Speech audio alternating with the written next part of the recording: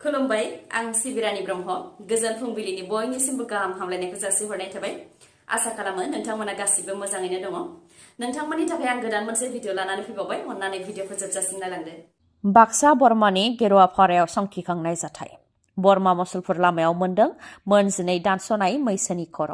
जाथायखौ नुनानै ओनसोलनि सुबुंफोरा गिखांनाय मोननायखौ फोरमायथिदों आरो हारिनि गेजेराव गोरोबलायनायखौ फोजोबस्रांनो थाखायनो सोरबा दुथाङा नाजादों जानो हागौ होननानै सन्देह खालामदों आरो खायफाया बेखौ बोरलि होनायनिबो सन्देह खालामदों मानोना दानस'नाय मैसो खर'नि साखाथियाव गोजा गाबनि सिबो मोननो हानाय जादों होननानै फोरमायथिदों बेनिखायनो बे जाथायनि सायाव थाबैनो संदाननांगौनि थाखाय पुलिसनिसिम दाबि खालामदों रायजो राजाफ्रा आरो दायनिगिरिखौ नागिरनानै जाहाथे हमो बेनि थाखायबो पुलिसनिसिम खावलायदों लोगोसे मैसो खर'खौ गुबुन जायगायाव गारहैनो थाखायबो पुलिस प्रशासनखौ खावलायदों ओनसोलनि रायजो राजाफ्रा CSP अदेबानि सेन्ट्रेल सेलेक्शन बोर्ड जायनि गेजेरजों बिटिसिआव साख्रि होनाय जायोमोन बेखौ दाफिनबाय खालि फोसावनोल' आद्रा दंसै होननानै मिथिहोदों बिक्रम दैमारिया थांनाय 16 आगस्ट 2023 आव सावरायनाय लेखायै बिटिसिआव इन्टारिम सेन्ट्रेल सेलेक्शन बोर्ड दाबाय सागु सोद्रोमाखौ लानानै इन्टारिम CSB खौ दानाय जादों बेनि मादाव सासे चेयारमेन आरो 7 मेम्बारफोर दं गोदानै दाफिननाय इन्टारिम CSB नि चेयारमेना बाक्सानि बारबारि गामिनि दीपक कुमार बसुमतारी आरो 7 सोद्रोमाफोरनि मादाव उदालगुरि जिल्लानि समिरन सिंह क'क्राझार जिल्लानि जिरेन कुमार बसुमतारी चिरां जिल्लानिफ्राय आबु सैद आनसारी तामुलपुर जिल्लानिफ्राय करण बाहादुर छेत्री क'क्राझारनिफ्राय विभूति बरगयारी बाक्सा जिल्लानि आरती बरदलै टंलानि शैमल सरकार आरो क'क्राझार जिल्लानि विवेकानन्द नार्जारी अदेबानि बिटिआर गोरोबथा खालामग्रा हान्जानिफ्राय 7 आरो गुबुन हारिनिफ्राय 5 होननानै फोरमायथिदों बिक्रम दैमारिया जायनाखि बिटिआरखौ बर' रायजो राजाफ्रा गोलाव सम सोमावसारनायनि उनाव लानानै फैदोंमोन नाथाय इन्टारिम CSB दानायाव 7 गुबुन हारिनि आरो 4ल' जोंनि बर'नि जानायखौ लानानै सोरनि देरहानाय आरो सोरनि जेननाय होननानैबो सोंथि खालामदों बिक्रम दैमारिया आरो बेनि सायाव दैदेनगिरिफोरखौ साननो थाखायबो खावलायो लोगोसे बुंथिबावदि 6 शेड्युल काउन्सिलाव मेजरिटि अदेबानि सोरनिया बांसिन जानो नांगौमोन नाथाय सोरनिया बांसिन जाखो बेखौ बयबो मिथिगौ जायनिया बांसिन बिथांमोननि लानाय थांखिफोरखौ खमसिननि हान्जाया नंगौ होननानै गनायनानैसो लानो गोनां जायो होननानैबो बुंथियो बिथाङा जायनाखि बिटिसिआव साख्रि होनो थाखाय इन्टारिम CSB दानाय जाबाय बेयाव जोंनि बर'निफ्राय 4ल' सोद्रोमा आरो गुबुन हारिनिफ्राय 5 सोद्रोमा दंब्लाबो जाहाथे 6 शेड्युलनि आयेन बायदि आरो बिटिसिनि आयेन बायदि बर' रायजो राजा बा ट्राइबेलफोरनि थाखाय साख्रियाव थिखानाय मासि थानाय बायदि जाहाथे थाबैनो साख्रियाव थिसनो बेखौ आसा खालामबाय होननानैबो बुंथियो बिथाङा बङाइगावआव हमनो हादों खावनाय गोबां मटर फेन सिलिन्डार आरो गुबुन गुबुन जाय समाव सिखावनि उदखारा गासैबो थागिबिफोरखौ गोजोन गैयै खालामदों बे समावनो लब कुमार बर' मुंनि सिखावखौ बङाइगाव पुलिसा हमनो हादों सिलिन्डार फेन मटर आरो गुबुन गुबुन खावनायनि उनाव बङाइगाव पुलिसा लब कुमार बर'खौ हमनो हादों बङाइगाव पुलिसा फोरमायथिनाय बायदिब्ला बङाइगावआव गोबां मटर गोमानाय सिलिन्डार गोमानाय आरो फेन बायदि गोमाबाय थानाय जाथायखौ लानानै खावनायनि दायाव लब कुमार बर'खौ पुलिसा हमदोंमोन बेनि उनाव लब कुमार बर'नाव सोंनाय फिननाय लानायनि उनावनो रहमत आलीखौ हमदों जाय बेफोर खावनाय मुवा बेसाद जेरै मटर फेन सिलिन्डार बायदि बायदिखौ बायदोंमोन आरो बङाइगावनि दलाइगावआव थानाय रहमत आलीनि गुदाउननिफ्रायनो बेफोर खावनाय मटर फेन सिलिन्डार आरो गुबुन गुबुन मुवा बेसादफोरखौ बङाइगाव पुलिसा हमनो हादों गोहोआव फैयोब्ला आं रन्जन दैमारिखौ उदां खालामनो हायो बे बेफ्रुसार बिबुंथिखौ होदों हाग्रामा महिलारिया बिटिसि गोरोबथा सान फालिनायनि गेजेरजों रन्जन दैमारिखौ उदां खालामनायनि सायाव खुगा बेखेवदों हाग्रामा महिलारिया मैया 10 फेब्रुवारि बिटिसि गोरोबथा सानमोन मैयानि सानाव मोनफ्रोमबो जिल्ला बिपिएफनि हेडक्वार्टाराव बिटिसि गोरोबथा सानखौ फालिनायजों लोगोसे क'क्राझार जिल्ला बिपिएफ दोलोनि बानजायनायावबो मोनसे मेहेरगोनां हाबाफारि जानानै थांदों फुंनि समाव बिटिसि सेक्रेटारियेटआव बड'फानि मुसुखायाव बिबारजों मान बावनायनि उनाव देबोरगावआव बड'लेण्ड सिमेट्रियाव हादरनि फिरफिला बिरहोनायजों लोगोसे बड'लेण्ड सोमावसारनायाव मुंख्लं जानाय गासैबो मुंख्लंफोरनो बिबारजों मान बावदों बे हाबाफारियाव बाहागो लादों हाग्रामा महिलारि खाम्फा बरगयारी आरो बिपिएफ दोलोनि गुबुन गुबुन दैदेनगिरिफ्रा बे हाबाफारिनिफ्रायनो बिथांमोनहा बुंथिदों दि बिटिसि गोरोबथानि गेजेरजों जि गोहो मोनदोंमोन बे गोहोजोंनो प्रमद बर'आ बिटिसिखौ सालायगासिनो दं नाथाय प्रमद बर'आ बिटिसि गोरोबथाखौ मान होनो रोङासै जाय दुखुनांथाव इउपिपिएलनि रावबो सोद्रोमायानो बिटिसि गोरोबथाखौ मान होआखै जाय दुखुनांथाव होननानै बुंथियो बिटिसि गोरोबथाखौ जाहाथे गासैबो मान होयो बेनि थाखायबो खावलायो बिथांमोनहा मानोना बिटिसि गोरोबथानि गेजेरजोंनो राजखान्थि मोनथाय मोननो हादों 4 जिल्ला मोननो हादों 10 साब डिभिजन मोननो हादों आरो बियाब दाजानानै सुबुं खुंथायजों बिटिसिनि थागिबिफोरा बिसायख'थिनि गेजेरजों बिटिसिखौ गावनो सालायनो खाबु मोनदों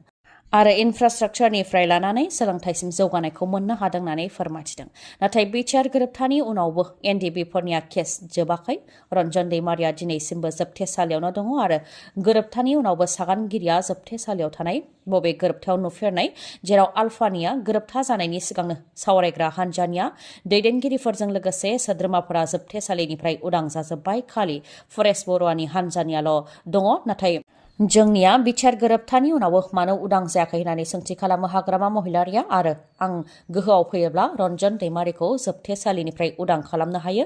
बेनि थाखाय आंनो समाय नाङा होननानैबो बुंथियो लोगोसे बुंथिबावदि रन्जन दैमारिया दाय मावदोंमोन जानो हागौ नाथाय बेफोरबायदि मावला होननानै बिथाङा गोरोबथाखौ खालामदों अब्लाबो बिथाङा उदां जायाखै बिटिआर गोरोबथानि सागानगिरिफ्रा बिथांखौ उदां खालामनो थाखाय खावलायाखै बा एप्रच खालामाखै होननानैबो बुंथियो हाग्रामा महिलारिया आरो फोरमायथिबावदि आंबो दाय मावदोंमोन नाथाय दाय मावबावला होननानै बिटिसि गोरोबथाखौ खालामनायाव जोबथेसालिनिफ्राय उदां जादों आरो केसआबो जोबदों होननानै फोरमायथियो बेनि अनगायैबो प्रमद बर'नि सायाव गाग्लोबनानै बुंथिबावदि प्रमद बर'आ गोबां फेस्टिभेल खुंनायनि मुङाव आरो मिशन भिजननि मुङाव गोबां रां दिहुननानै जागासिनो होननानै असद होयो हाग्रामा महिलारिया देहा फालांगि खालामनानै गोरलैयै रां आरजिनायनि लामा लानाया रायजोआव बांदों गुवाहाटी नोगोरमानिफ्राय लानानै जोंनि बिटिआरसिमबो आइजोफोरनि देहा फालांगि खालामनाया सौफैदों बेनिनो माखासे बिउटि पार्लारफोराव गोबां देहा फालांगि खालामनाया जाबोदों गुबै गुवाहाटीनि माखासे बिउटि पार्लारफोराव गोबां देहा फालांगि खालामग्रा आरो बायग्रा हौवा हिन्जावफोरखौ हमबोदों गुवाहाटीनि उलुबारियाव थानाय C spot spa and unisex beauty पार्लारावबो हमनो हादों 7 हौवा आरो हिन्जाव खथानि सिङाव आयेन बेरेखा खामानि मावफुबाय थानाय समावनो गुवाहाटी पुलिसा 7खौ हमनो हादों हमजानाय 7 हौवा आरो हिन्जावफोरनि मादाव गुबुन रायजोनि माखासे हिन्जावफोरबो दं होननानै फोरमायथिदों गुवाहाटी पुलिसा लोगोसे